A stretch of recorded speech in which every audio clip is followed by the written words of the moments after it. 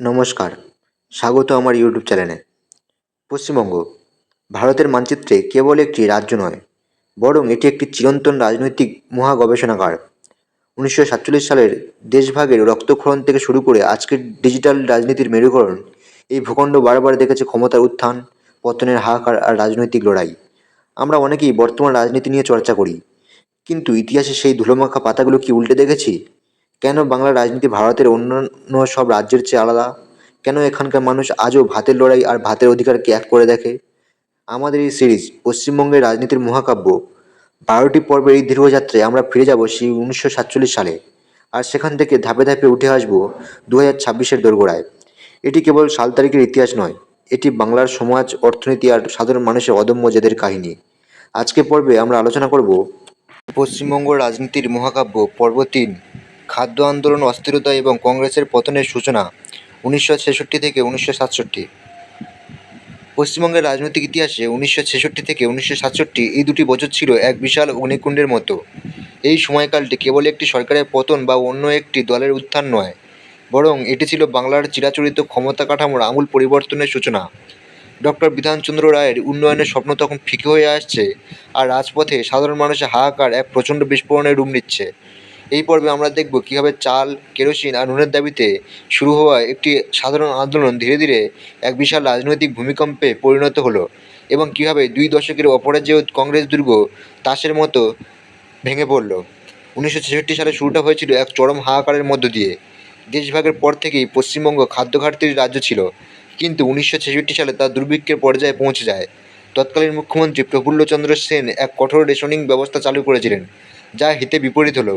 গ্রামে চাল নেই, শহরে কেরোসিন নেই, এমন এক দমবন্ধ করা পরিস্থিতিতে সাধারণ মানুষের ধৈর্যচ্যুতি ঘটল। বামপন্থী দলগুলো এই সুযোগে মূল্যবৃদ্ধি ও দুর্ভিক্ষ প্রতিরোধ কমিটির ব্যানারে আন্দোলনকে গ্রাম থেকে শহরে ছড়িয়ে দিল।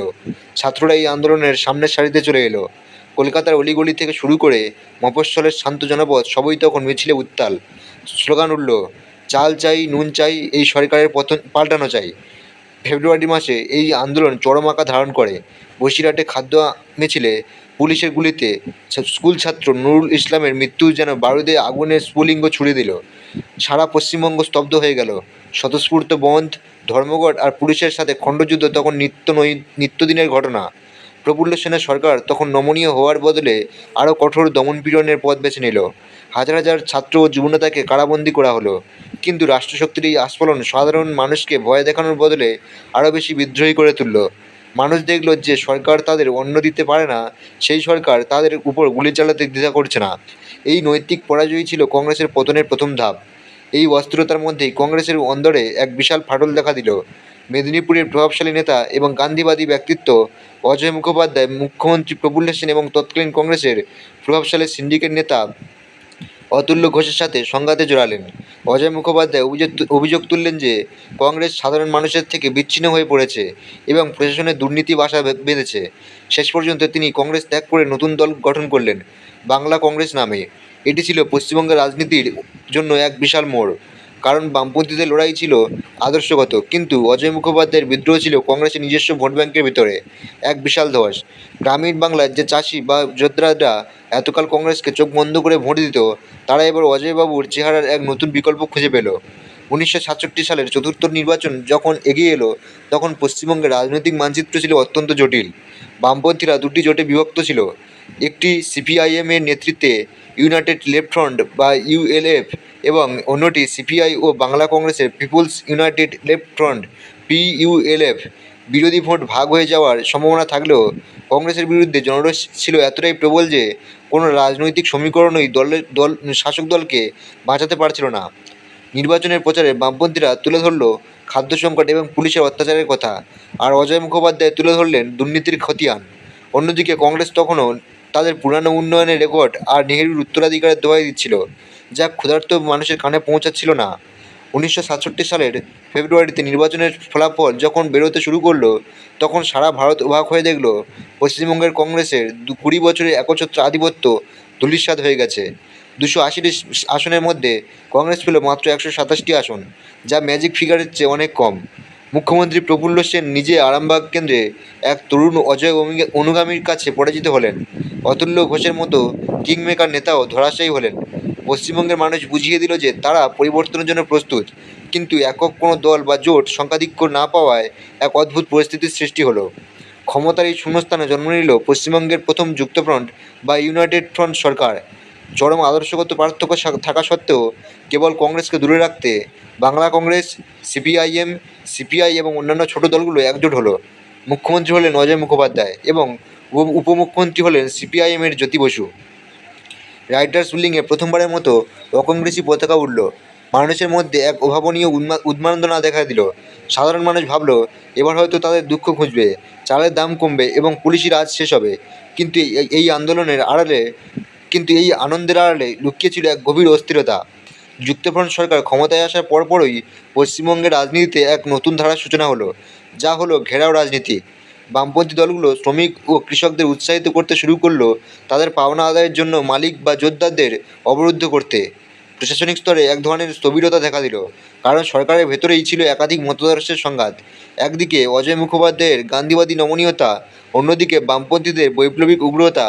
এই দুইয়ের চাপে সরকার প্রথম থেকেই টালমাটাল ছিল। এরই মাঝে উত্তরবঙ্গের এক প্রত্যন্ত গ্রাম নকশালবাড়ি থেকে ভেসে এলো এক বন্দুকের আওয়াজ, যা যুক্তফ্রন্ট সরকারের ভিত কাঁপিয়ে দিল। নকশালবাড়ি আন্দোলনে ভূমিহীন কৃষকদের পাশে দাঁড়িয়ে যখন সিপিআইএমের এক অংশ সশস্ত্র বিপ্লবের ডাক দিল, তখন জ্যোতি বসু এবং অজয় মুখোপাধ্যায়ের সামনে এক কঠিন ধর্মসংকট তৈরি হলো। নিজের দলেরই এক সময়ের কমরেডদের দমন করবেন নাকি বিপ্লবকে সমর্থন করবেন, এই দ্বিধাদ্বন্দ্বই যুক্তফ্রন্ট সরকারের স্থায়িত্বকে প্রশ্নের মুখে ফেলে দিল। কংগ্রেস এই সুযোগটি হাতছাড়া করল না। তারা প্রচার শুরু করলো যে রাজ্যে আইন শৃঙ্খলা পুরোপুরি ভেঙে পড়েছে। শেষ পর্যন্ত অভ্যন্তরীণ কোন্দল এবং কেন্দ্রের হস্তক্ষেপে মাত্র কয়েক মাসের মাথায় এই সরকারের পতন ঘটে। কিন্তু 1967 সেই নির্বাচন যে পরিবর্তনের ঢেউ এনেছিল, তাকে আর থামানো সম্ভব ছিল না। পরবর্তী এই সমাপ্তি আমাদের এক নতুন ও ভয়ঙ্কর সুন্দর সময়ের দিকে নিয়ে যায়। 1966 থেকে 67 সালের সেই খাদ্য আন্দোলন প্রমাণ করেছিল যে ক্ষুধার্ত মানুষের ক্রোধ রাজনৈতিক ইশতেহারের চেয়ে অনেক বেশি শক্তিশালী।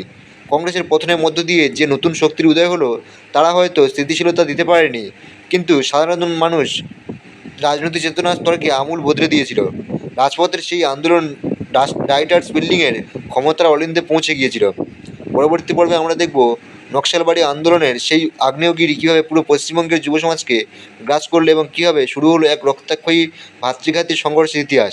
1967 সেই পরিবর্তনের আনন্দ কীভাবে এক চরম অস্থিরতা আর রাষ্ট্রপতি শাসনের ঘনঘটায় ম্লান হয়ে গেল, তা জানবো আমরা আমাদের সিরিজের পরবর্তী অধ্যায়ে। বাংলা রাজনীতিতে শান্তি শব্দটা তখন এক অলীক কল্পনা হয়ে দাঁড়িয়েছিল।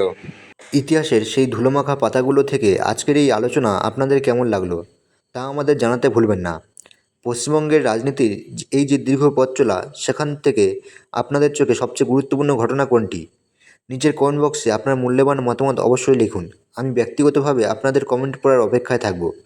যদি এই সিরিজটি আপনাদের ভালো লেগে থাকে এবং পশ্চিমবঙ্গের রাজনৈতিক ইতিহাস নিয়ে আরও গভীর ধারণা পেতে চান, তবে ভিডিওটি লাইক করুন এবং বন্ধুদের স্বার্থে শেয়ার করুন। আর হ্যাঁ, আমাদের এই পশ্চিমবঙ্গের রাজনীতির মহাকাব্য সিরিজের পরবর্তী পর্বগুলো মিস না করতে চাইলে এখনই চ্যানেলটি সাবস্ক্রাইব করে পাশে বেল আইকনটি প্রেস করে রাখুন। দেখা হচ্ছে এই সিরিজের আগামী পর্বে, যেখানে আমরা উন্মোচন করব বাংলার ক্ষমতার অলিন্দে আরও কিছু অজানা কাহিনী। ততক্ষণ ভালো থাকুন, সচেতন থাকুন এবং নিজের ইতিহাসকে জানুন। নমস্কার।